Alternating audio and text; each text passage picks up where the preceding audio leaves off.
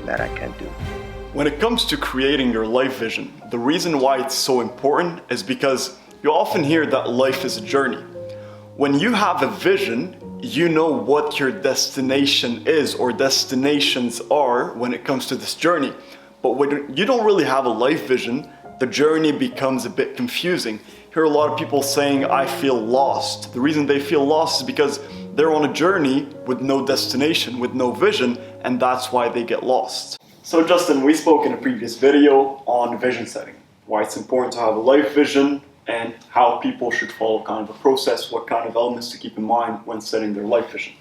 Now obviously, if they don't break down the vision into goals, they just have dreams, and there's a big difference between dreams and goals. I think that it's important to point out at least one more time that being able to dream big is step one, right? They're somewhat sequential. So figuring out what your dream blockers are, what the things that are getting in the way of dreaming big, but once you do, then yes, that's the point at which you need to, I like to say, reverse engineer the path to those big dreams, right? So want to be that rock star musician, okay, well how did he or she or they figure out and what was that path, and then now work backwards to where you are. You've never played the piano, you've never picked up a guitar, you've never sang, but those are things you want to do. Well, how do you map towards that future ambition? Because you can do it, it's realistic, you just need to figure out what are those habits, those goals that you need to get to that vision. We spoke in a previous video about thinking big and why it's important, and it goes hand in hand with your vision. You want to think big, build a vision, and it doesn't matter, you don't really need to know right now how you're going to achieve the vision. You just need to set a vision and keep reminding yourself of it every other day, and your subconscious brain will automatically pick up that vision and start moving you in the direction that you need to go towards in order for you to achieve that vision. So I think it all goes down to breaking down your vision. First, you want to identify what are some things that might stop you from achieving that vision, and then go all down on those. And at the same time, break down the vision. If you have $1 million dream, don't set the goal as I want to make $1 million. Start with the first goal. This can be the vision, but start with the first goal of I want to make $10,000. And then the second goal, I want to make 100,000. I want to make $500,000, then I want to make $1 million. When you break it down that way, at least it will give you momentum. Because if somebody's goal is to just get to $1 million, it might be far, it might take years, right? And if they're not in love with the process, they're going to get tired, they're going to get bored. But if they can, if the first goal is to make $5,000 and they're able to pull it off in 3 months, after they get to it, they're going to be so excited, and they're going to be kind of excited to go back and keep chasing the next goal and the next one until they get to the $1 million goal. What do you think? Yeah, for me, it's like gratitude, abundance, and love. The more you do it, the more you get, the more it grows, that sort of thing, right? And the reason I bring that up is because I also think that when we're limited in our thinking, we feel that if we do something, pay for something or do a workout or something, that we're running out of energy to do that, but it's actually the opposite. It's the more you do of it, just like the more you love your child or the more you love someone in your family, love grows, right? And so I think that's the same thing when it comes to goal setting and passions, is that the more you do it, the more it grows. And so there's a few different things that may seem like a lot of tactics and strategies to doing this, but if I were to work with someone one-on-one, let's say, I would take the time to do different levels of those dreams and ambitions. And so one of them is just widespread dreaming, right? If you achieved all the ambitions you could, what 300 things would exist in your life, right? Just really, really unlocking that water, that dam breaking, that avalanche of being able to actually step outside your current life and dream, right? So writing all those down, that's one version. The other version I would like people to have is what I would call a battle board. And on that is where you're going to have these SMART goals that you're referring to, right? Those, by this quarter, this is my goal. By this year, this is my goal. And this is how I'm going to get there. Yes. And then the third version, though, being that very micro habit. Like, this is the actual behavioral change that needs to exist to get to those goals. It's like this whole thing is working its way down like a waterfall, right? And I think that that's one of the most things that's underrated and really, really, really crucial to people actually getting this success, is realizing what was that smallest viable habit that I can do daily with 100% consistency.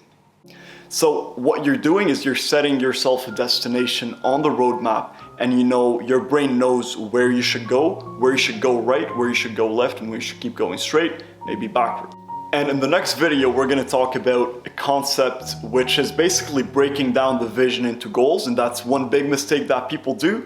They have their vision and it's so big that it's overwhelming, and they're like, okay, where do I start? What do I do next? So in the next video, we're going to be explaining how you can cut down that vision into goals. Your idea ties goals to action. You're talking about actionable steps, micro habits, things that people can do in order for them to get closer and closer to their goals. And I think that's the biggest mistake that people fall into when they're trying to set goals. They mistaken goals for dreams. If you have a goal without an action plan, a strategy, it's only a dream. If you have a goal, $1 million goal, no action plan, no actionable steps, no strategy, it's just a dream. It's not actually a goal. When it becomes a goal when there's an action plan tied to it. It becomes a smart goal when it's specific, measurable, attainable, realistic, and time-bound. Say somebody wants to lose 10 pounds, right? And they just say, I want to lose 10 pounds. I really wish I can lose 10 pounds. That's not a goal. It's a dream. Like, I wish I can, but do it. When it comes to actually doing it, you need a strategy. You need to be specific. How much weight do you want to lose? How are you going to do it, right? It needs to be attainable. You can't say I want to lose 30 pounds in 2 days. You'll die, right? It needs to be realistic too, kind of ties to it. And the big idea is time-bound, and S-M-A-R-T. Time-bound is the most important, because if you don't give yourself a deadline, Elon Musk says, you know, what do you want to achieve in 10 years, and how can you achieve it in 6 months? If you give yourself a year to achieve the goal, it's going to take you a year. If you give yourself a month, again, within the limits of realism, it's going to take you a month. So it's very important to say, okay, I want to lose 10 pounds of fat, and I'm going to do so by going to the gym 3 times a week, on Monday, Wednesday, and Friday, and I'll be doing that for the next 3 months until I lose 10 pounds there. That's a specific, and then get, as you were saying, micro habits. Then it gets more specific. In terms of micro habits, I'm going to stop eating junk food. I'm going to start, all those little things that tie into the fitness goal. What are they? What are the micro habits? And then work your way to it. Install those as part of the strategy, and before you know it, you don't just have a goal, you have a strategy, and you have an action plan to follow. So visions can be different for each and every person. You have a vision for your health, you have a vision for your professional life, you have a vision for relationships, career, yada, yada, yada. And if you want to build a vision for all those at the same time, it might be a bit overwhelming. You have a lot to work on. What do you think? Yeah, and a couple thoughts come to mind. One is just going back to the micro habits. Once those SMART goals are established, and they're kind of in that middle range, right? Because you have the esoteric manifestation statements. I want to become a multi-millionaire by helping people learn to pursue their own goals and dreams through education and content. Yeah, or like I want to build a YouTube channel that's like, top 10 all time, that grosses $12 million a year. Those are all awesome things. A lot of people would get caught up on that idea of it being the R, right? The realistic one. And that's why I love that Will Smith says that his most hated word in the English dictionary is realistic. Not because we don't need to make sure that some things are realistic, but what does that even mean? All it means is that it's possible, right? And so what's really valuable when it comes to that is allowing yourself to have the esoteric big dream. You have the SMART goals, but then again, it comes down to that micro habits, right? So somebody who wants to lose 10 pounds, maybe they know that they work out best at the gym. Well, a lot of people would set that habit as going to the gym, but that's too big, right? The habit that would be better would be getting in the cab every morning at 6 a.m. or pre-booking Ubers to come pick you up with a destination of the gym. And then it's scheduled, it's tiny. You got to walk out the door and that's it. And a classic example in the fitness area, because I used to do a lot of fitness specific coaching, is I would say that to people. Don't worry about the workout. Don't worry about how many reps you're going to do in terms of your habit. Your habit is to walk through those front doors, right? But for some people, like I said, it might be even a step back. It might be having someone come pick them up every morning to take them to the gym. That's the habit. And then the rest will continue to take care of itself. Because for a writer, for example, a classic example is like write at least 5 minutes of jokes every day, right? If you want to be a comedian or a comedy writer, write at least 5 minutes of jokes every day. You can't say that you don't have enough time for that. You do have enough time for it. If you don't keep doing that, either it's not the right passion and ambition, or the habit's too big. So make the habit smaller, 2 minutes a day. From there, you're going to grow. And I think that idea of overestimating the micro habits in a funny way, we're all ambitious, and I'm certainly guilty of it myself. You take on too much, and then all of a sudden you've gone a few days without doing the things that lead to that 1% better each day. And that's the most important thing. If you look at the math of it, I think something like getting 1% better each day for 365 days is like a 3,800% return on your personal investment into that passion and that goal, right? So you think of getting 1% worse any of those days, you're going to have equal negative impact towards that ambition. And that's freeing for people, right?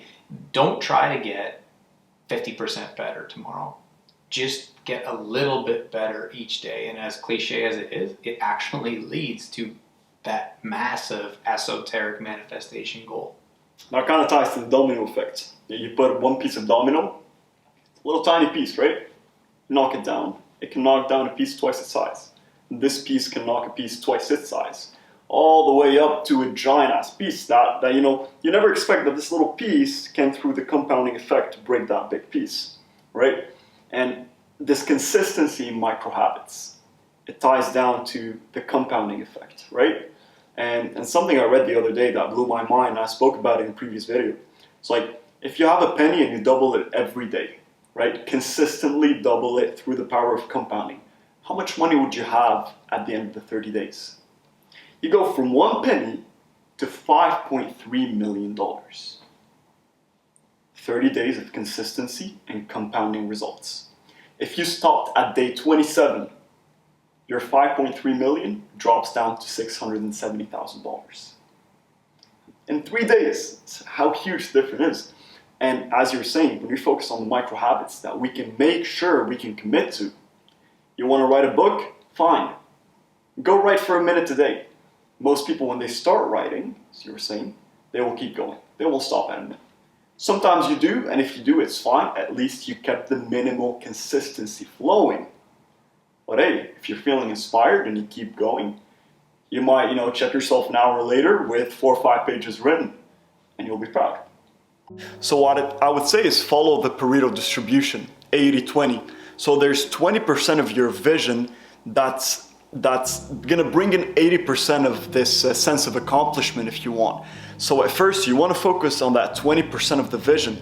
It can be maybe you want to focus more on your work, maybe more on relationships, family, whatever it is. Pick that 20% and start working on it until you achieve that vision, and then move forward from there. Because if your vision is too big and too spread between different elements, if you want, relationships, work, finances, traveling, bucket list, it's going to become overwhelming and it's going to hinder your performance. No, for sure.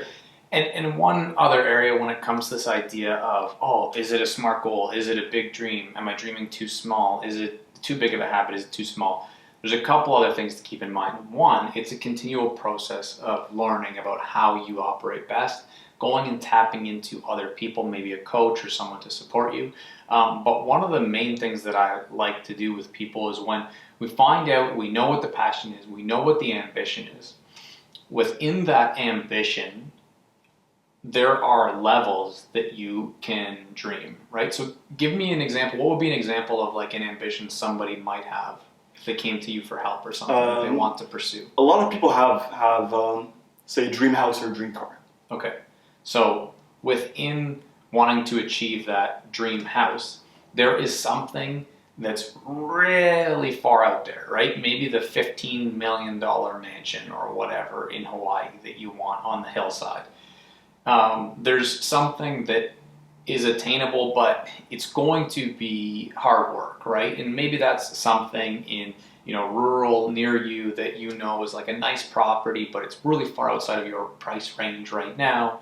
But it's in that kind of like realm of, yeah, I think that could certainly happen soon. And then there's kind of that second level where it's like, that in 1 or 2 years, if you commit to this, it's going to happen guaranteed. And then there's the really simple one. What can I achieve tomorrow towards that goal? Maybe it's put $5 into that savings account for the new house. Like I can start now. Like if I haven't started at all, I can start now. Maybe it's to chip away at some debt you owe or whatever the case is.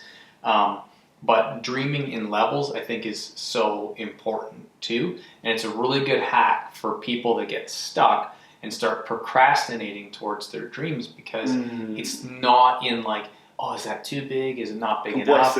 Yeah, like how could I beat Drake to be the top hip hop artist in Canada? It's like, well, maybe you can, maybe you can't. Let's set that as that huge goal, right? That huge goal. So that's the really difficult one. And we dream in 4 levels can be really valuable to unlocking the power of pursuing these goals. So what you're saying is let's set a minimal goal that if we achieve, we'd be really proud, and at the same time achieve a level higher than that, and one a bit higher, and one a bit higher. That's maybe for most people would be impossible, but maybe for you one day it would be. I think there's a lot of power in that. So that if people, they're trying to aim for something too big, complexity might hinder their action. They might get disappointed if they don't get to it fast enough, and having those little micro goals will also help them a lot. For sure. Yeah, exactly. I would say simple, difficult, pretty challenging, extremely challenging, or something to that effect. I love that. At the end of the day, when people break down their vision into goals, they need to keep in mind the most important thing, which is taking action. A lot of people, they set goals. New Year resolution is the biggest example. January 17th or 14th is known as the quitter day, where majority of people would have quit their New Year resolution by then.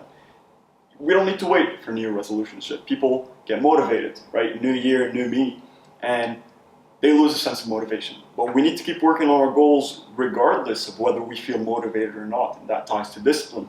When the goal is too big, the action that we need to take is accordingly huge, so that hinders our performance a bit. So when we have smaller goals and micro habits that you don't have to write for an hour a day, you can write for 1 minute, then this keeps the habit flowing. It boosts your confidence, gives you that sense of accomplishment, and it helps you move forward towards bigger goals.